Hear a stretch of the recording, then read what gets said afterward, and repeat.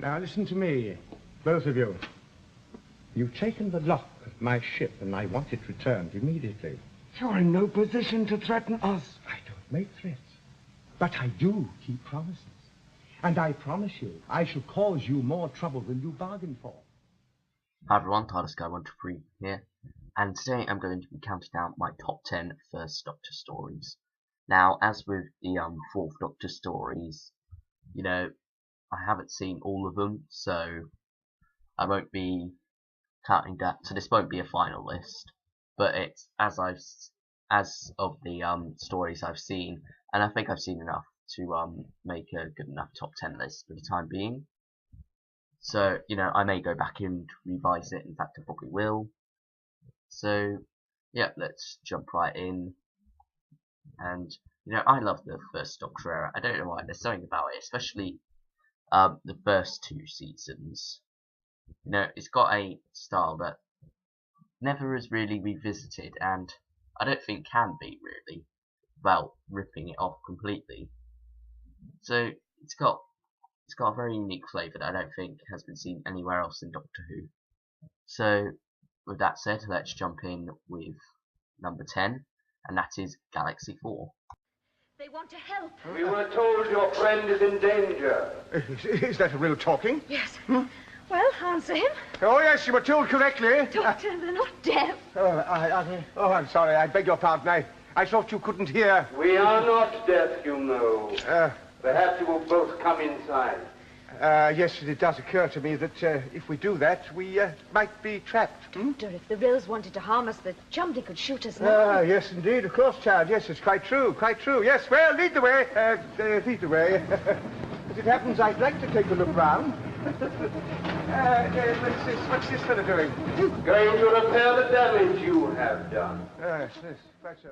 Galaxy 4, I did do a review of this, as I have done for most of these stories on this list. It's an enjoyable story, I think, but it's dragged out a lot. It's a bit overlong, to be honest. And, you know, we got one episode now, which is good, and I hope they find the rest, so we can see maybe if it's better. But I think the design work isn't the best either. Unfortunately, the alien planet doesn't look the best convincing, but, you know, it's an enjoyable story nevertheless. So, if Galaxy 4 is number 10, and that must make number 9 The Chase. We are not idiots. We want to go home. Yes, home. I want to sit in a pub and drink a pint of beer again. I want to walk in a park and watch a cricket match. Above all, I want to belong somewhere, do something, instead of this aimless drifting around in space. Aimless? I tried for 2 years to get you both home. Well, you haven't been very successful, have you? How dare you, young man? How dare you, sir? I didn't invite you into the ship in the first place. You both thrust yourselves upon me. Doctor, stop! Oh, for heaven's sake, I've never heard such nonsense.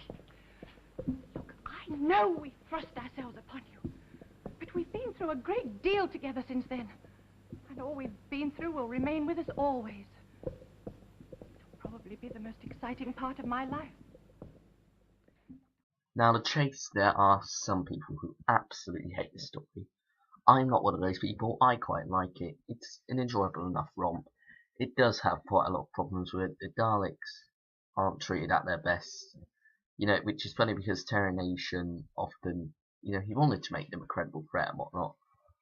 And, you know, this time he absolutely abandoned that and went for somewhat more comedy take. Now, I'm not sure how much of that is the script or how much of that is the director's choice and whatnot, but you know, something seems odd coming off the back of the Daleks and the Dalek invasion of Earth with this story. Now, moving on to number 8, another slightly comic one, and that is the Gunfighters. Start. What? Yes, what is it? Oh. Holiday.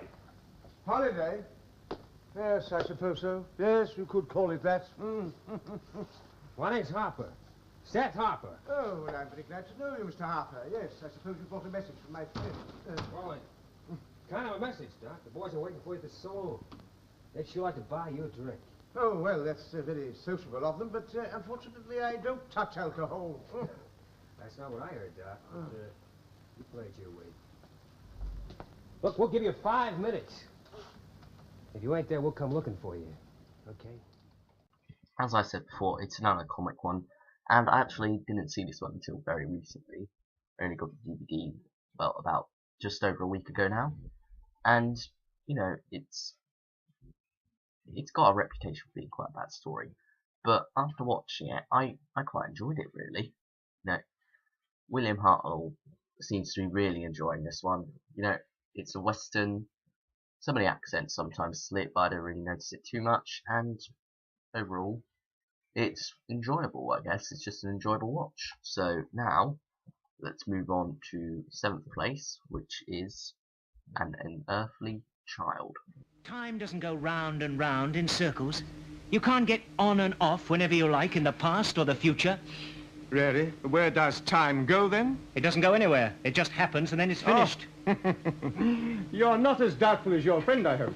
No. Barbara, you can't. I can't help it. I just believe them, that's If you all. could touch the alien sand and hear the cries of strange birds and watch them wheel in another sky, would that satisfy you? Yes.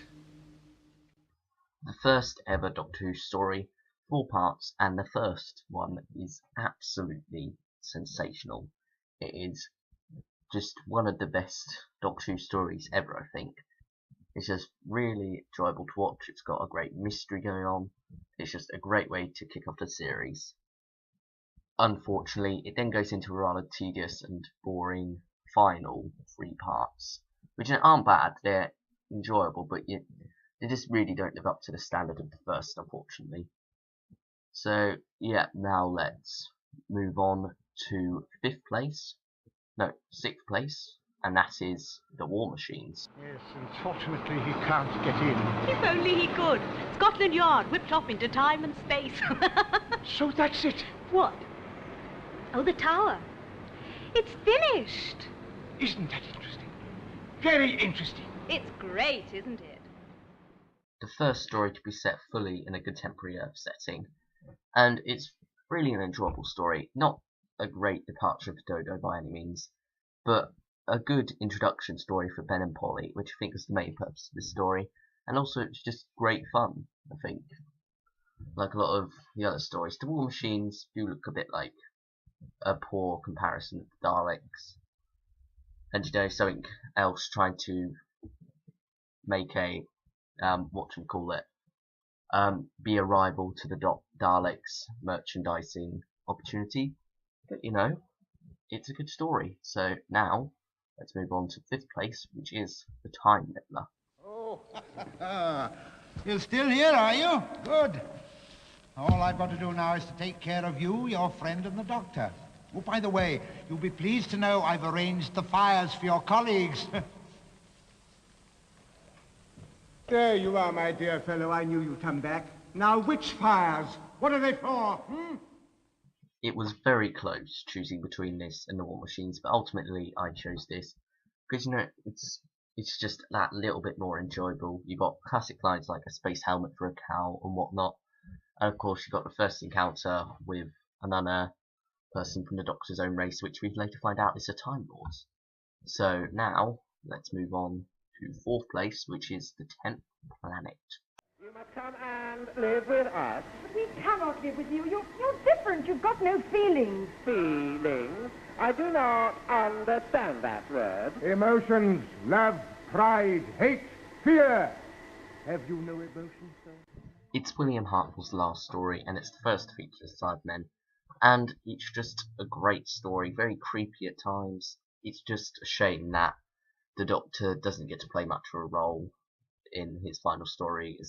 When I say the Doctor, I meant William Hartnell, because, you know, health prevented him and whatnot. And yeah, it's just a big shame, really, because other than that, it's a great episode. So now let's move on to 3rd place, and this story, the Doctor does take a good role in it, and because it's earlier on in this era, and that is the Aztecs. Great Tlaloc, god of rain, I, Klazoxel, high priest of sacrifice, call upon you to look with favor upon our land. Give us the water that is our life, and we will honor you with blood. No! Stop! I, your taxa, command you. There shall be no more blood spilt. A pure historical with a very strong moral dilemma in it. You know, there may be some parts where it does feel a bit slow, but nevertheless, it is a great story. You know, some parts seem dated as well, especially the fight scenes. But other than that, it's just very enjoyable, and you mainly watch it for the moral dilemma and Barbara's amazing, Jacqueline Hill's amazing acting as Barbara. This is probably her at her best, and you know, it's just, she's given great stuff to work with in the story, and yeah, I think it's just an amazing story. So what could beat this? Well, there are two, and the first of those two is the Daleks. The Dalek race has become conditioned to radiation. But if you are right, we are in danger. All Daleks in Section 3 are dying. They must be examined immediately. Look, the disease has reached us in here. Then we cannot delay. But what are we to do? Is this the end of the Daleks? We need radiation to survive, so we must increase our supply of radiation. But there is only one way to do that. Exactly. We may have to explode another neutron bomb. Now, I love this story. I don't know exactly why, but I just really do enjoy watching it, especially the first half. It's just got such an amazing setup and whatnot. The idea of the Daleks is great. The Daleks are quite possibly at their best here. I'm not sure, you know, people have different tastes. But for me, I think you really get that sense across that they are kind of like claustrophobic and whatnot, and they are the last survivors of their race and everything. And you just really get that paranoia sense about them, and the whole story is really enjoyable. So now, what could beat this? Well, it's another Dalek one, and it is the Dalek invasion of Earth. One day, I shall come back. Yes, I shall come back. Until then, there must be no regrets, no tears, no anxieties. Just go forward in all your beliefs and prove to me that I am not mistaken in mine. Goodbye, Susan. Goodbye, my dear.